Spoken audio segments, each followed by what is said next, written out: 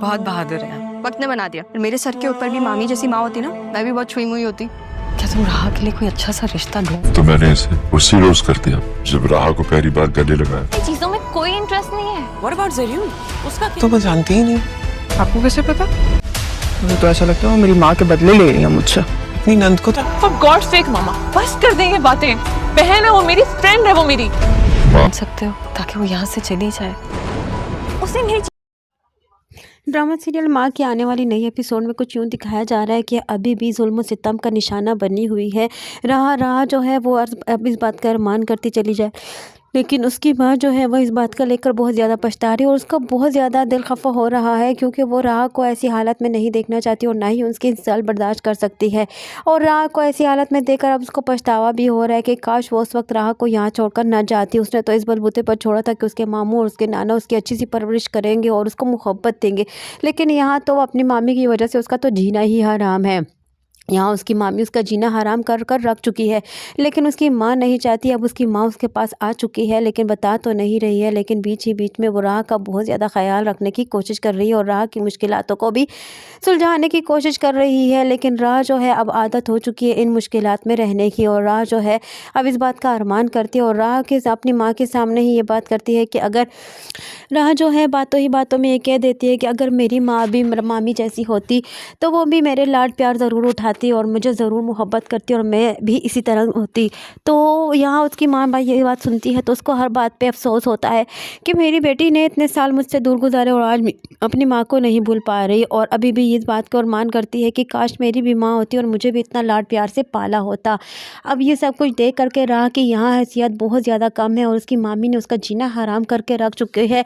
उसको बात बात पर मारती है। उसकी अब सारी बातें जब सुनती है कि उसको कैसे भूखा रखा और क्यों रखा और किस वजह से उसको भूखा रखा गया और क्या चाहती थी, उससे उसे कमज़ोर बनाना चाहती थी, लेकिन राह जो है वो मजबूत लड़की थी और मजबूत ही रही।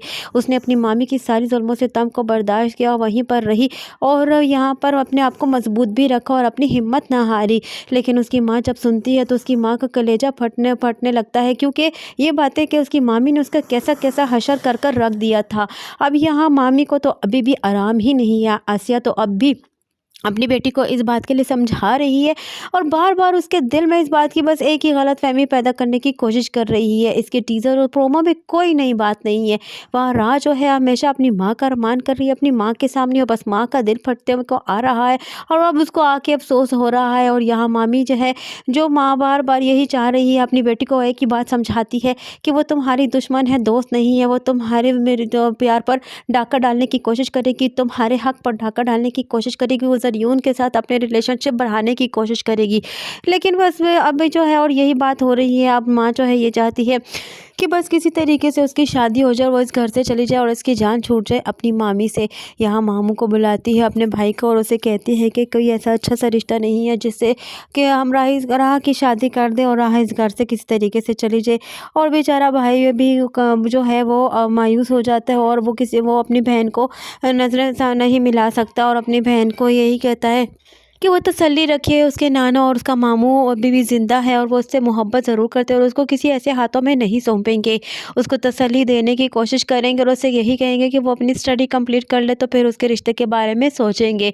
यहाँ अब मामू भी जानते हैं कि आसिया का रवैया दिन ब दिन और मज़ीद ख़राब होता चला जा रहा है और यहाँ बतूल जो को भी यही बात समझाने की कोशिश करती जा रही है और बतूल भी यही बार बात करती है अपनी माँ से कि बस भी कर दें अम्मी, अब जो है अब ऐसा कुछ भी नहीं है। बतूल जो है वो यही कहती है कि राह जो है वो मेरी दोस्त है, मेरी बहन है और वो मेरी कज़न है।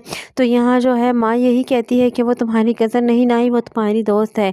यहाँ उसकी माँ बस एक ही बात समझाती रहती है और बतूल एक ही बात बोलती रहती है। आसिया का बस किस तरीके से ये ज़ोर है कि किसी तरीके से राह इस घर से जाए या फिर जो है बस ज़रियून के साथ मेरी बेटी का रिश्ता तय हो जाए। और ज़रियून को भी अपने काबू में रखने के लिए ज़रियून के साथ काफ़ी ज़्यादा उसने मोहब्बत रखी हुई है और काफ़ी ज़्यादा उसका ख्याल रखती है और ज़रियून को अपनी मुट्ठी में करने की पूरी तरह कोशिश कर रही है ताकि वो ज़रियून जो है मेरी बेटी को अपना ले।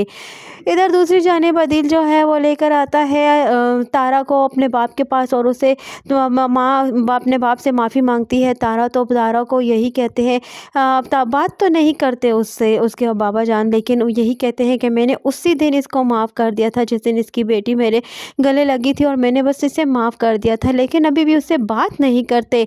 उनका दिल नहीं मानता कि वो तारा से बात करें, लेकिन तारा से बात करने को और उनसे गले लगाने को उनका दिल तड़प रहा है, लेकिन इस बात की हकीकत कि वो नहीं बताना चाहते कि उनके दिल इस वक्त तारा के लिए कितना तड़प रहा है।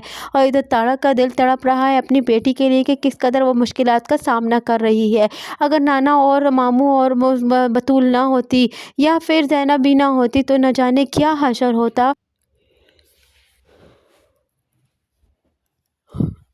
राह बेचारी आने वाली एपिसोड में मज़ीद कौन सी मुश्किलातों का सामना करने वाली है। ज़ाहिरी बात है बतूल तो ज़रूर चेंज होगी, क्योंकि वो जब मोहब्बत का इजहार करेगा और ये कहेगा ज़रियून के वो राह को पसंद करते और राह से रिश्ता जोड़ना चाहता है, तब आके बतूल भी बदल जाएगी, क्योंकि बतूल को तो ज़रियून पसंद आ चुके, वो उसे ख्वाबों का शहज़ादा समझती है। आने वाली नए एपिसोड को जानने के लिए जुड़े रहिए अनाया रिव्यू के साथ।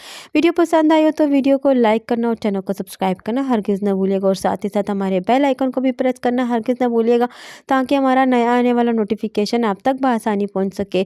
और आपसे जाने से पहले फिर से एक मर्तबा रिक्वेस्ट है कि हमारे चैनल को लाइक और सब्सक्राइब करना हरगिज़ ना भूलिएगा। आपका एक लाइक और एक सब्सक्राइब हमें काफ़ी ज़्यादा मोटिवेशन मिलता है, और हम मज़ीद अच्छी नई वीडियो बनाने की कोशिश करते हैं और आपके लिए नए से नए कंटेंट लाइन बनाने की कोशिश करते हैं। तो उसके लिए हमारे साथ जुड़े रहिए, आपका साथ हमारे लिए बहुत ज़्यादा इम्पोर्टेंस रखता है।